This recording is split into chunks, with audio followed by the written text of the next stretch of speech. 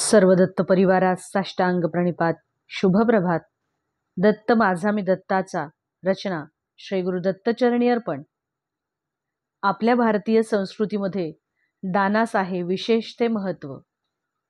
आपल्या भारतीय संस्कृतीमध्ये दानास आहे विशेष ते महत्त्व.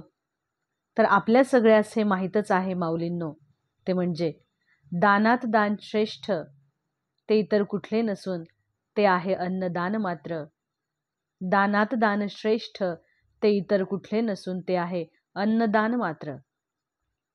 या दानापेक्षा श्रेष्ठ असे दुसरे कुठले असू शकते का हो दान? अन्नामुळेच आपल्या शरीरास मिळते ते बल व अन्नामुळेच तर टिकून राहतो ना आपल्यातील तो प्राण. म्हणूनच जो मनुष्य करतो हे अन्नदान तो समजला जातो सर्वत्र समाजात श्रेष्ठ. म्हणूनच जो मनुष्य करतो हे अन्नदान तो समजला जातो सर्वत्र समाजात तो श्रेष्ठ. असे म्हटले जाते की अन्नदान करणाऱ्या मनुष्याच्या 21 पिढ्यांचा होत असतो उद्धार. असे म्हणले जाते की अन्नदान करणाऱ्या मनुष्याच्या 21 पिढ्यांचा होत असतो उद्धार व अन्नदात्यास प्राप्त होतो निश्चितच स्वर्गलोक. व अन्नदात्यास प्राप्त होतो निश्चितच स्वर्गलोक.